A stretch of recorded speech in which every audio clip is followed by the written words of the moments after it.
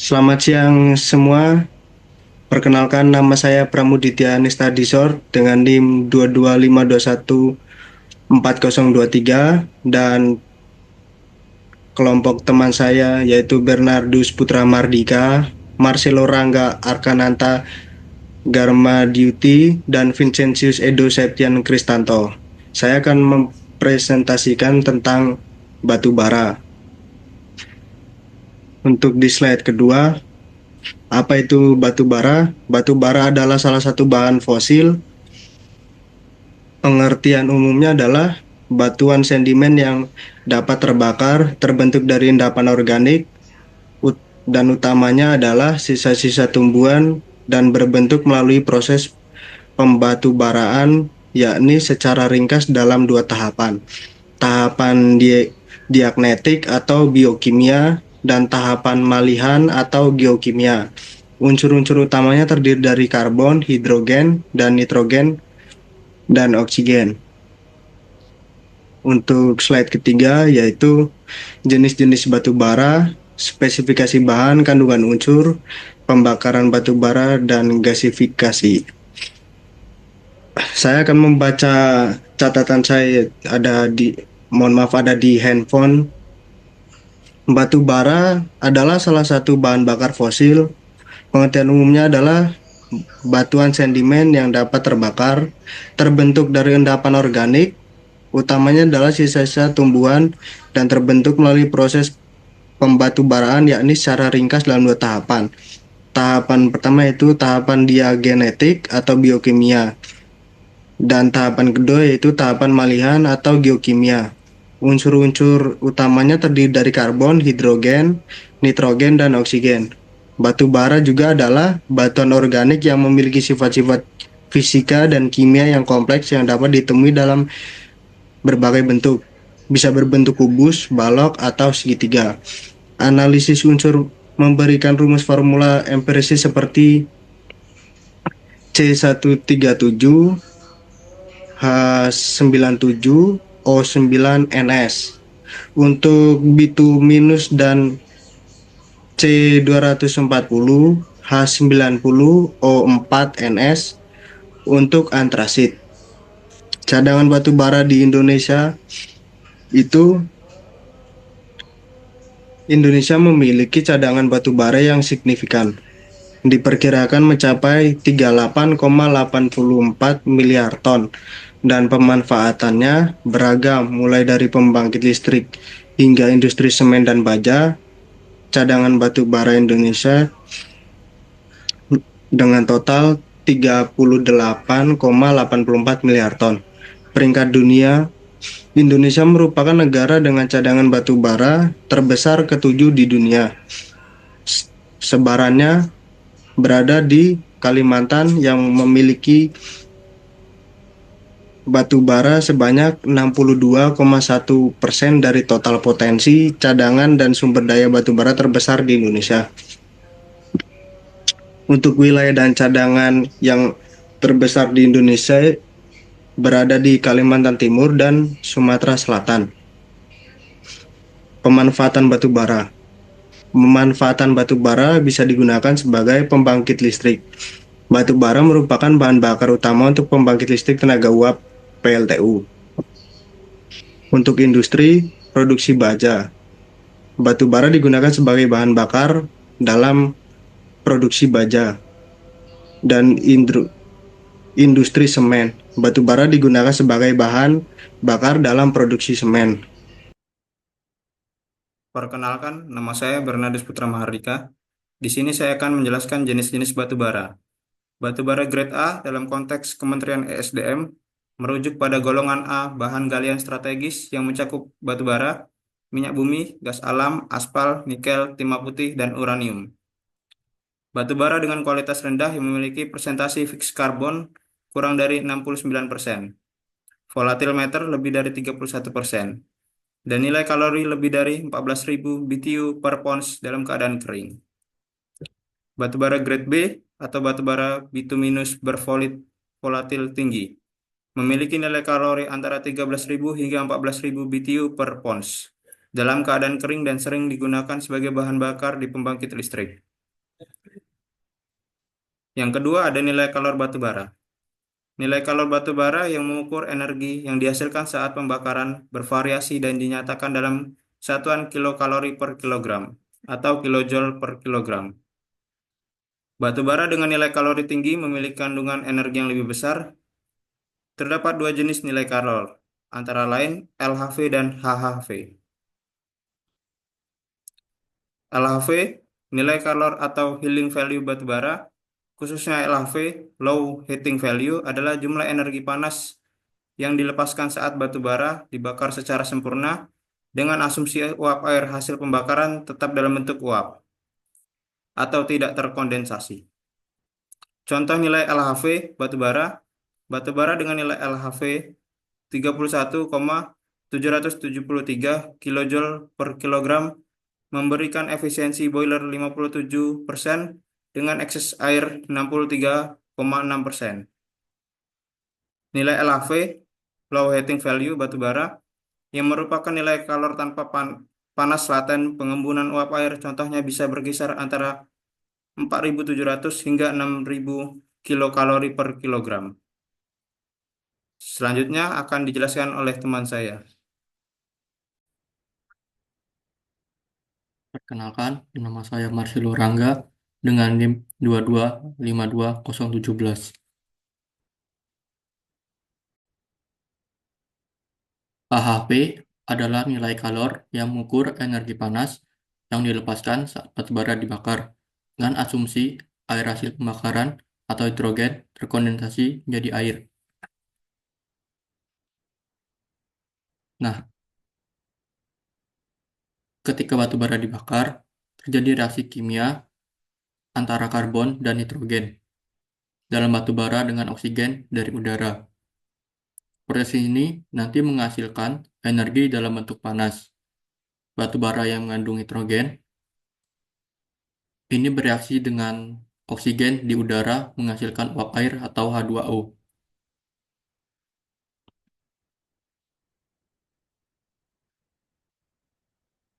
Nah, contoh nilai HHV batu bara. Nilai HHV atau Higher Heating Value batu bara yang menunjukkan energi panas yang dilepaskan saat pembakaran bisa bervariasi tergantung jenis dan kualitasnya. Contohnya bisa bersekitar antara 4.100 hingga 8.800 kilokalori per kilogram. Selanjutnya ada kandungan unsur utama bahan bakar batu bara. Yang pertama itu ada karbon. Nah, karbon ini sebagai unsur utama dalam batu bara. Karena batu bara yang terbentuk dari sisa-sisa tumbuhan dan hewan yang kaya akan karbon yang mengalami proses pemanasan dan tekanan selama jutaan tahun. Sehingga sisa-sisa tersebut mengalami proses perubahan kimia dan menjadi kaya akan karbon. Kemudian ada hidrogen. Nah, hidrogen ini sebagai bahan baku untuk memproduksi gas sintetis atau gas yang mengandung hidrogen dan karbon monoksida yang kemudian dapat dimanfaatkan sebagai bahan bakar atau bahan baku kimia. Kemudian ada oksigen. Nah, oksigen ini berperan sebagai proses pembakaran, di mana ia bereaksi dengan bahan bakar lainnya. Kemudian ada nitrogen. Nitrogen ini keberadaannya dalam bentuk senyawa organik yang berfungsi untuk meningkatkan daya nyala batu bara, meskipun jumlahnya yang berlebihan tidak memberikan efek katalik atau kalori yang signifikan. Kemudian ada sulfur. Sulfur dalam batu bara, meskipun seringkali dianggap sebagai kontaminan, memiliki fungsi penting dalam proses pembakaran. Selanjutnya, ada bisnis proses batu bara. Nah, yang pertama itu ada tim survei. Tim survei ini nanti akan melakukan pemetaan topografi dan menentukan batas eksplorasi. Selanjutnya ada exploration drill. Nah, ini prosesnya mengumpulkan informasi di bawah permukaan bumi untuk menentukan keberadaan luas dan kualitas endapan mineral. Kemudian ada geological modeling, berfungsi sebagai memvisualkan struktur geologi seperti lapisan batuan. Selanjutnya ada design pit dan disposal. Fungsinya memastikan pengambilan sumber daya mineral secara optimal. Kemudian ada clearing topsoil removal. Ini merupakan pembebasan lahan atau yang disebut sebagai membuka area pit baru untuk dilakukan tambang. Lanjutnya ada overburden drilling dan blasting.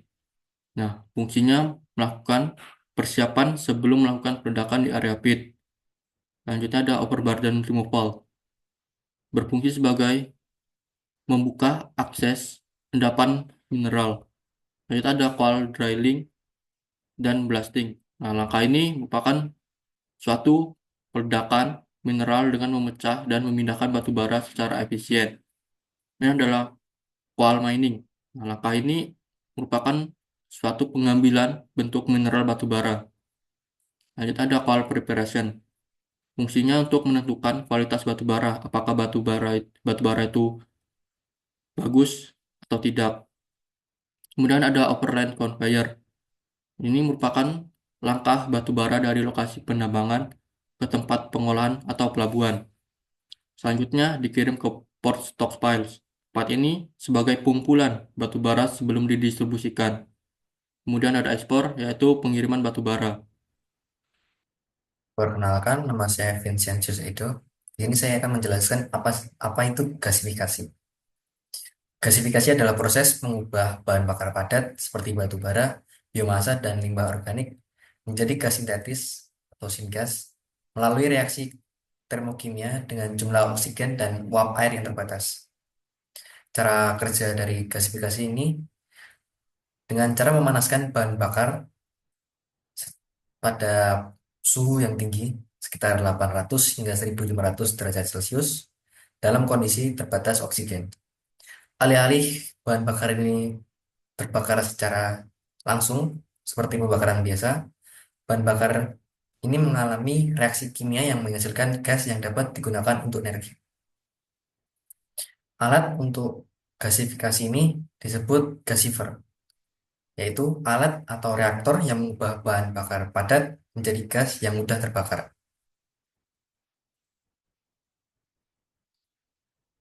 Untuk proses-proses gasifikasi, yang pertama, batu bara dimasukkan ke dalam gasifer. Kemudian gasifer, di dalam gasifer, batu bara diproses dengan campuran oksigen dan uap air atau steam pada suhu yang tinggi. Proses ini menghasilkan syngas, campuran karbon monoksida, hidrogen, dan metana, serta residu berupa abu. Kemudian gas disalurkan ke gas cooling, di mana di gas cooling ini gas yang telah di gas yang dihasilkan dari gasifer didinginkan untuk menghilangkan panas yang berlebihan sebelum masuk ke tahap pembersihan. Kemudian dari gas cooling masuk ke gas clean up. Pada tahap ini, syngas dibersihkan dari kontaminan seperti sulfur dan partikel lainnya untuk meningkatkan kualitasnya. Kemudian methanation. Di, di tahap ini, syngas diproses lebih lanjut melalui methanation untuk menghasilkan metana yang merupakan komponen utama gas alam sintetis. Kemudian compression. Gas yang sudah dibersihkan dan dikonversi dikompresi agar siap digunakan atau disimpan. Kemudian pipeline. Gas yang telah dikompresi dialirkan melalui pipa untuk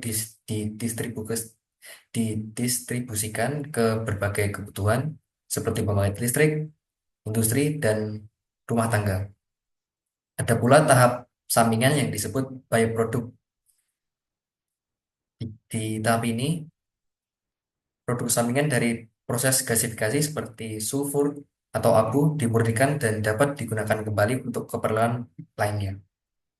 Kemudian ada DME atau dimethyl ether, adalah senyawa ether organik dengan rumus kimia CH3OCH3 yang sedang dipertimbangkan sebagai alternatif pengganti LPG atau liquefied petroleum gas dan memiliki berbagai potensi penggunaan sebagai bahan bakar.